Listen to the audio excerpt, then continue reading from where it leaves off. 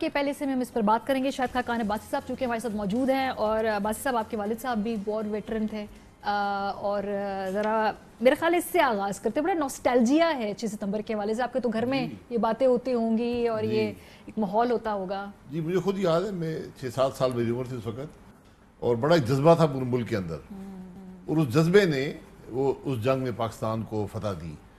بے پناہ قربانیاں تھیں, آپ کے سامنے نام ہے عزیز بھٹی شہید, بریگیڈیئر شامی شہید, اسی طرح ایئر فورس کے ایک لمبی سرفراز رفیقی صاحب تھے, ایم ایم عالم صاحب تھے. ایم ایم عالم صاحب تو غازی تھے, شہداء کی بات کر رہے, سوری جی شہداء کی بات کر رہے ہیں. منیر صاحب تھے, علاؤدین, بچ علاؤدین انہیں کہتے تھے, عالم صدیقی صاحب تھے.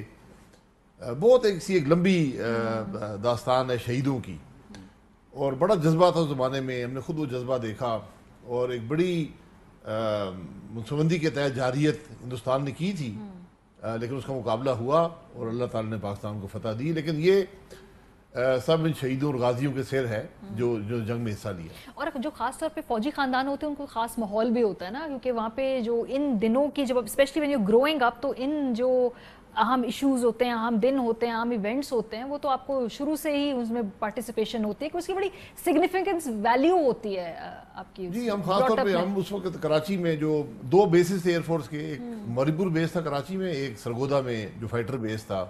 کراچی میں فائٹر بامبر اور بامبرز تھے, تو ہم تو ان بچوں کے ساتھ پڑھتے تھے جن کے والدین شہید ہوئے. مجھے بھی تک یاد ہے کہ علاؤدین صاحب تھے, ان کے بیٹے بیٹی ہم سب اکٹھے اسکول میں پڑھتے تھے. عالم صدیقی صاحب کے, سرفراز رفیقی, یہ سب وہ لوگ تھے جو ہم روز مرہ ہمارے گھر میں آتے تھے کھانا کھانے. اس طرح کی بڑا چھوٹی سی کمیونٹی ہوتی تھی, فیملی ویسے ہی چھوٹی ہوتی جی, تو وہ بہت ایک ٹریجک ماحول بھی تھا, لیکن اس کا ایک جذبہ بھی تھا جس کا میں ہمیشہ قدر کرتا ہوں, اس جذبے کی. تھوڑا آگے بڑھتے ہیں. میں صرف یہ جاننا چاہتی ہوں کیونکہ جب آپ وزیر اعظم تھے, جب بطور وزیر اعظم جو ہوتا ہے نا, آپ کا ایک جو ویو ہے وہ بڑا, جیسے کہتے ہیں نا, اوپر سے آپ دیکھ رہے ہوتے, برڈز آئی ویو سے. اور شاید اب بہادری یہ بات بھی ہے کہ بھائی جنگ ہونے سے بچا لی جائے. یہ میں نے کئی کوٹ پڑھا تھا کہ بھائی جنگ کی نوبت آنی نہیں چاہیے. شاید یہ بہادری ہے, یہ بولڈ ڈیسیجنز ہے جو اب قیادت کو خاص طور پہ اس خطے میں کرنے ہوتے ہیں. لیکن کسی قیمت پر نہیں. یہ یقیناً جنگ آخری ریزورٹ ہے. یہ ہمیشہ کوشش کی جاتی ہے کہ جنگ نہ ہو, ڈپلومیٹک فتح حاصل کی جائے یا معاملے کو سلجھایا جائے.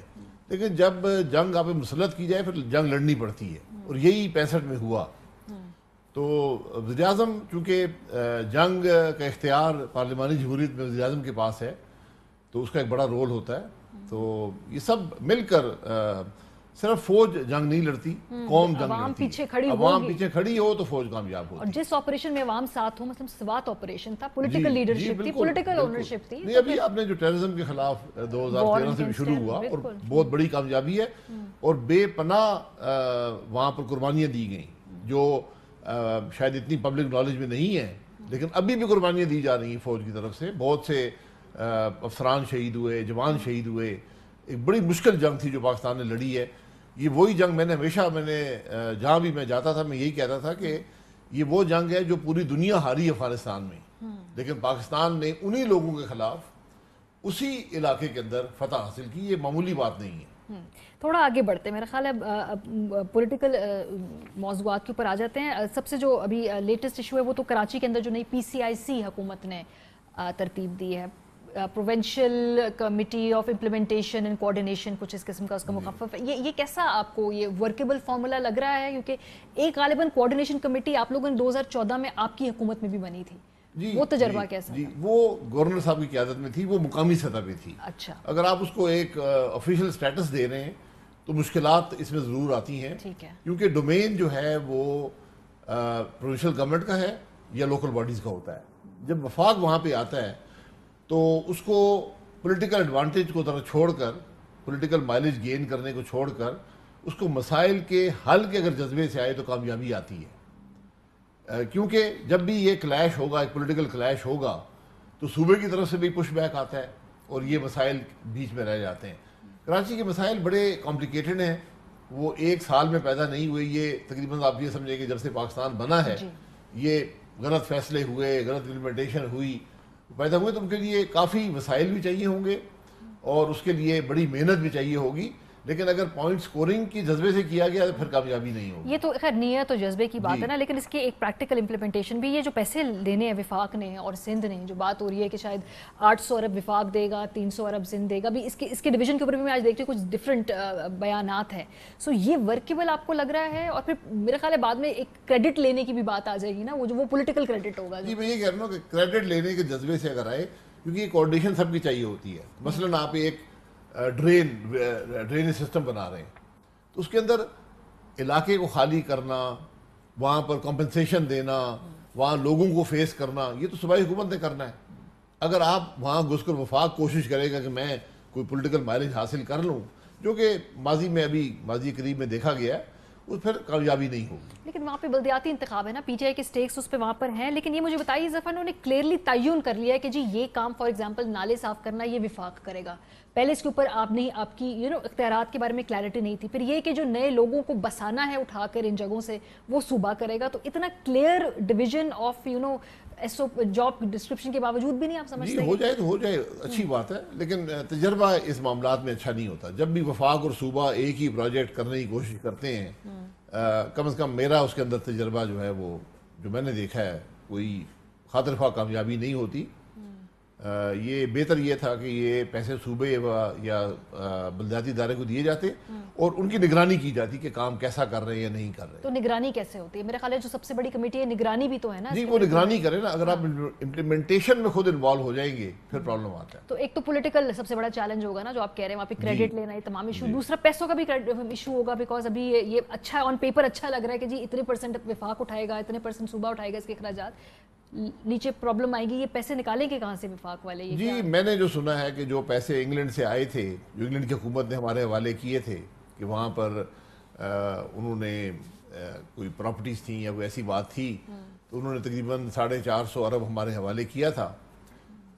تو اگر وہ پیسہ سپریم کورٹ نے بھی شاید کہا تھا کہ یہ کراچی میں خرچ ہو یا کوئی ایسی بات تھی، تو وہ پیسہ تو وہاں سے مل سکتا ہے، جو 450 ارب ہے وہ پیسہ تو موجود ہے۔ اس کے علاوہ پھر صوبہ بھی اپنا، اور یہ ایک دن میں تو نہیں ہونے لگے، 3 سال کی ٹائم لائن، 3 سے 5 سال، یہ لمبے کام ہیں۔ 5 سال بھی لگ سکتے ہیں، جی اتنی جلدی ہوتے نہیں ہیں، خواہش تو ہوتی ہے۔ تو اس کے اندر پھر صوبے کو بھی حصہ ڈالنا پڑے گا، وفاق کو بھی حصہ ڈالنا پڑے گا، لیکن وفاق پیسے کمائے گا تو وہ دے گا، ورنہ مزید قرضے لے کر ہی دے سکتا ہے۔ قرضہ لینا پڑ سکتا ہے حکومت کو؟ نہیں قرضہ لینا پڑے گا، جو آج کی حالات پڑ جائے گا، یہ کنفرم ہے، پر لینا ہی پڑے گا نا۔ جی آپ کی آمدن جو آج ہے آپ کی اخراجات سے بہت زیادہ ہے، اگر آپ اخراجات بڑھائیں گے تو آپ کو قرضہ لینا پڑے گا، شاید صوبے کو بھی قرضہ لینا پڑے۔ اچھا تھوڑا آگے بڑھتے ہیں، شہباز شریف صاحب بھی کراچی گئے ہوئے تھے، تو وہ خالی اے پی سی کے لیے ہی گئے تھے، وہ اسی حوالے سے ملاقاتیں کرنے گئے تھے؟ ویسے انہوں نے وہاں ایک ذرا دورہ سا تو کیا ہے لوگوں سے، مطلب انہوں نے ایک دورہ بھی کیا، وہ تو لوگوں سے ہمدردی کا اظہار ہی کر سکتے ہیں، ہمارے پاس حکومت نہیں ہے، چونکہ ایک پولیٹیکل پارٹی ہے، الیکشن بھی وہاں لڑے ہیں، شہباز صاحب خود لڑے ہیں اور بہت بال ہار گئے وہاں سے، بال ہرایا گیا ہے، میں الفاظ چینج کر دوں گا، وہ آپ کہہ سکتے ہیں، میں کیونکہ بال ہار گئے، وہ اس لیے وہ جاتے تھے کہ اپنے حلقے، وہاں بھی کچھ بڑے افسوسناک واقعات ہوئے تھے، بچے کچھ وفات پا گئے ایک دیوار کے گرنے سے، اس طرح کے معاملات تھے، تو انہوں نے کہا کہ میں بھی ہمدردی کا اظہار بھی کر دوں۔ جو دوسری میٹنگ تھی وہ تو ایک وہاں موجود تھے تو وہ میٹنگ ہو گئی۔ اچھا، کیونکہ یہ تاثر ہے کہ اصل میں میٹنگ وہ تھی جہاں پہ آپ نے بیٹھ کے اگلے اے پی سی کے بارے میں بات چیت کرنی، وہ سائیڈ میں میٹنگ بعد میں رکھی گئی۔ اچھا، تو بلکہ اس کے لیے انہوں نے رات کو واپس آنا تھا، لیکن رہ گئے تھے رات کو۔ اچھا، کیسا مطلب اوور آل اب یہ تو طے ہو گیا کہ ہونے والی ہے اے پی سی، تو لیکن اب بیچ میں جو 2 ہفتوں کا وقت ہے، اس میں کیا آپ لوگوں نے چیزیں طے کرنی ہیں؟ کوئی ٹی او آرز ہیں، کوئی ایجنڈا ہے، کوئی کیا ہے جو 2 ہفتے ہمیں؟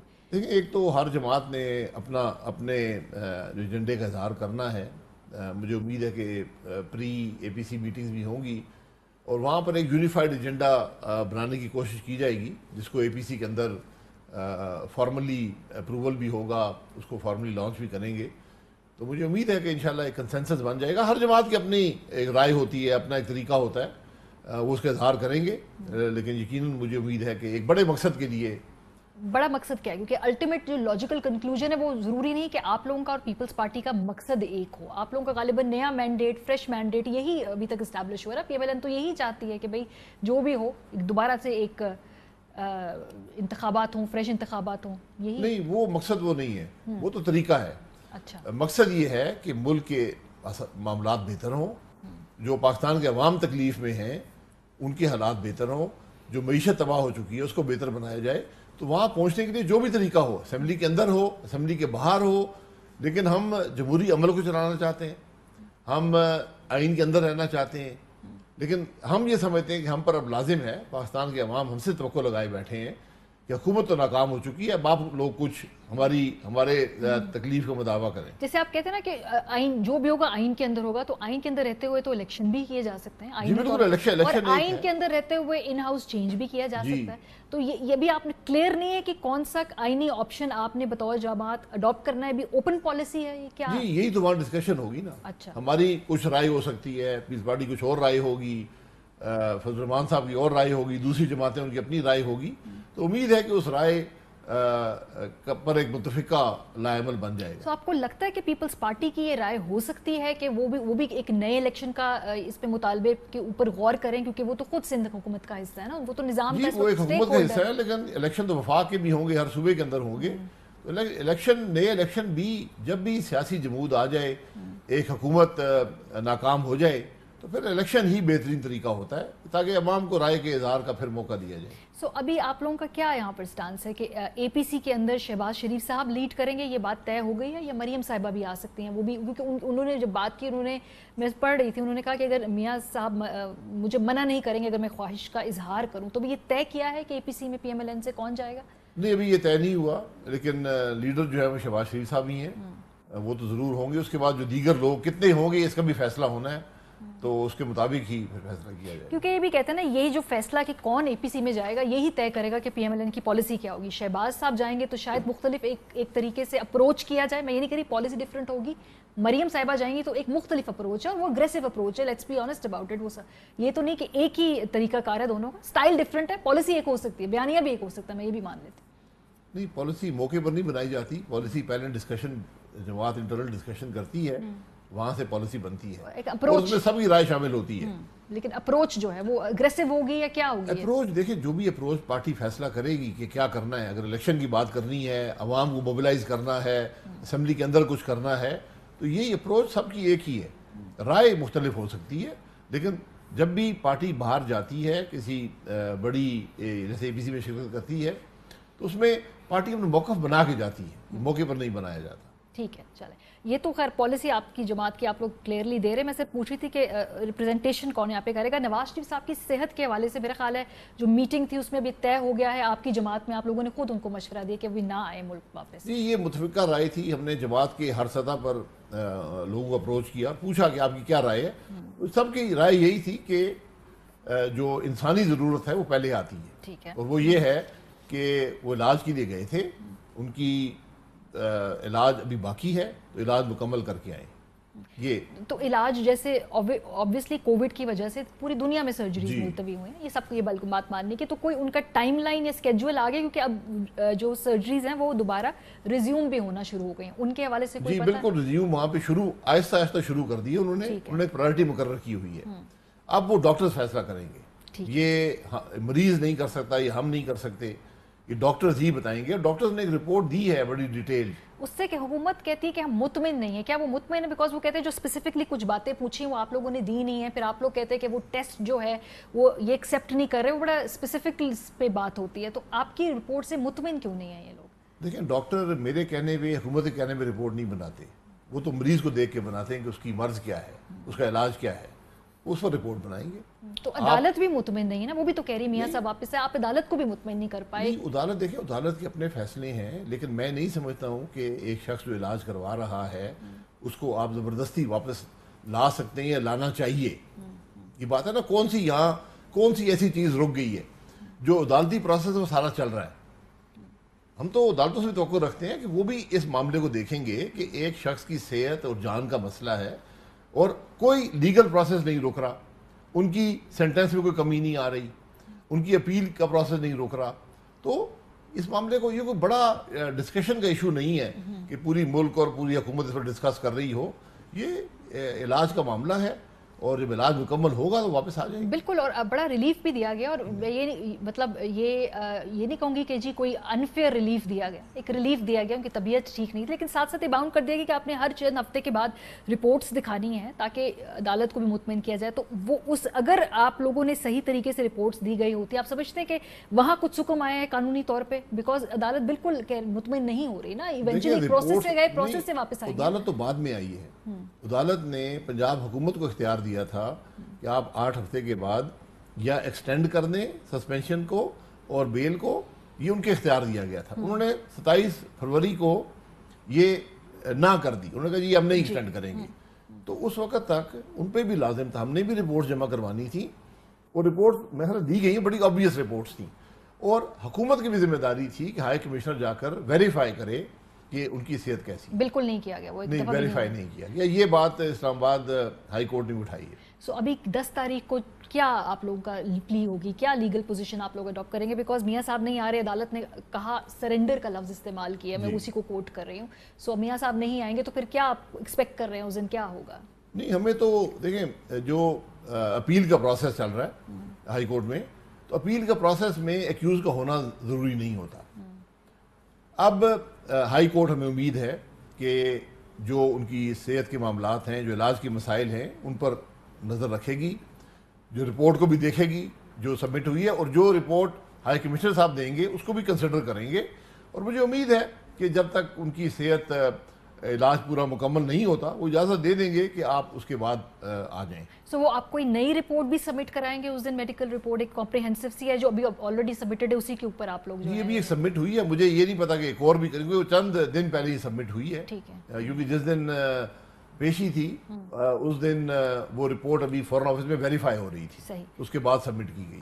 اچھا, ایک آن لائن جو ہیئرنگ کا بھی طریقہ کار میں سن رہی تھی, شاید آصف علی زرداری صاحب کے کیس کے اندر بھی یہ کچھ سن گن تھی, تو یہ آپشن بھی تو ہے, آپ یہ کہہ سکتے ہیں کہ جی آن لائن ہمارے مقدمات میں نہیں, یہاں ضرورت نہیں ہے. اپیل کے پروسیس میں ایکیوز کا ہونا ضروری نہیں ہوتا, اس کو وکیل ریپرزینٹ کر سکتا ہے. وہ ٹرائل کورٹ میں ہوتا ہے کہ ایکیوز کا ہونا ضروری ہوتا ہے, انلیس اس کو ایگزیمپشن دی جائے. اور یہ ہم نے جو اس وقت اپیل کی تھی, یہ ہم نے کی تھی ایگزیمپشن کے لیے کہ ہمیں ایگزیمپٹ کیا جائے, کیونکہ ہم علاج کروا رہے ہیں میاں صاحب, ان کو ایگزیمپٹ کیا جائے. تو یہ جو سیاسی رابطے کر رہے ہیں اور ساتھ ساتھ آپ لوگ کہہ رہے ہیں ان کی طبیعت ٹھیک نہیں ہے, بالکل سرجری ہونے والی ہوگی رپورٹس کے مطابق, تو یہ آپٹکس کیسے ہیں جی؟ آپ ویسے آپ صحیح نظر آ رہے ہیں, تصویریں ٹھیک ہیں, چلے وہ بھی ہم نے کہہ دیا کہ ڈاکٹر نے کہا کہ آپ نے واک کرنا ہے, آپ ضرور پھریں. سیاسی رابطے جو ہیں, اتنی طبیعت خراب ہو تو پھر یہ عدالت یہ بھی تو معاملات دیکھے گی نا سارے, اور پھر آپ کے سیاسی مخالفین بھی یہ بات کریں گے نا. جی, کیونکہ حکومت کو اور کوئی کام نہیں ہے, ملک کے مسئلے ہو چکے ہیں.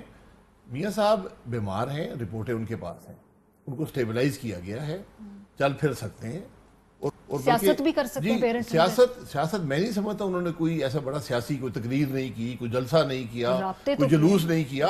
اگر کوئی ان کو فون کرے گا تو اخلاقی فرض ہوتا ہے اس کی بات سنیں گے, اس سے بات بھی کریں گے, اور جب اگر کوئی سیاستدان فون کرے گا تو سیاست میں بات بھی ہوگی. تو مولانا صاحب نے فون کیا تھا, میاں صاحب نے فون نہیں کیا تھا؟ شاید میاں صاحب نے فون کیا اور مولانا صاحب کو کسی مقصد کے لیے. دیکھیں نا, آپ کسی کو فون پہ تو نہیں روک سکتے نا کہ آپ فون بھی نہ کریں. نہیں, پھر ان سے کچھ اس طرح کی باتیں کرنا کہ جی اے پی سی کے اندر جو ہے تمام ہم لوگ بڑے اب دیکھیں گے کہ زیادہ پیش رفت ہوگی, اور کچھ ایشورنسز دینا, یہی سارے لبی لباب ہے نا اس. نہیں, میرا نہیں خیال کہ کوئی ایسی ڈیٹیلڈ بات ہوئی ہے.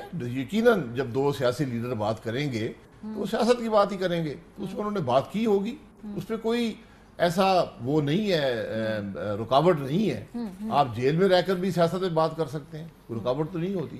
صحیح. اچھا, مریم نواز صاحبہ ٹویٹس کم کرتی ہیں پہلے کے مقابلے میں. اب انہوں نے یہ ایک ٹویٹ کی تھی کل کی غالباً کہ میاں صاحب 2 سال سے بال ویل لیفٹ کر رہے ہیں, یقین کریں جس دن ایک اوور بھی پورا کھیلنے کا فیصلہ کر لیا, عمران کی بالنگ ایسی پٹے گی کہ لوگ 92 کا ورلڈ کپ بھول جائیں گے. تو اس کے اوپر مریم صاحبہ نے جو ہے یہ کامنٹ کی کہ اب کھیلیں گے انشاءاللہ. تو یہ سیاسی اننگز ہی ہے نا, اور کیا اننگز ہے؟ سیاستدان سیاست ہی کھیلتا ہے, اور کیا کھیلے گا. بس پھر سیاسی طور پہ وہ پھر اننگز کھیلنے کو تیار ہو گئے نا, تو پھر اس کا یہ اس کا سیاسی طور پہ پھر آ کے سامنا بھی یہی انہیں خود کرنا پڑے گا. کیا ہے انہوں نے, جیل میں رہنا بھی سیاست ہوتی ہے, یہ کوئی کنوکشن تو نہیں ہے نا, یہ انصاف. ارشد ملک جیسے جج ہیں, انصاف تو نہیں ہو رہا. بہرحال ایک تماشا لگا ہوا ہے, تماشے کا حصہ ہے. آخری سوال ہے یہ, اس دفعہ جو ہے اگر نواز شریف صاحب آنا تو نہیں پڑے گا, بیکاز آپ کے ووٹرز کی بھی توقعات ہیں نا, لیکن آپ کے آنا پڑے گا نہیں, آپ کو بھول جاتے ہیں ہم کہ وہ جب تھے لندن میں، یہاں کنوکشن ہوئی تھی الیکشن کے این مڈل میں، تو وہ وہاں سے آ گئے تھے. سر لیکن پھر چلے گئے نا، پھر چلے گئے ہیں علاج آپ لوگ کروانے، پھر چلے جاتے ہیں نا، پھر چلے گئے ہیں علاج کروانے. حکومت نے ہی اجازت دی ہے اور علاج کروا کے آئیں گے. پھر وقت دیکھ کے، ماحول دیکھ کے واپس آ جاتے ہیں نا. یہی پیٹرن یہ ہے نا آپ کی جماعت. دیکھیں وہ علاج کروانے گئے، علاج کے بعد آئیں گے. نہ وہ سیاست کو دیکھیں گے کہ سیاست میں کیا ہو رہا ہے، وہ اپنا علاج کروا کر آئیں گے. بہت شکریہ. شاہد خاقان عباسی صاحب موجود تھے سیاسی طور پہ اور دیگر معاملات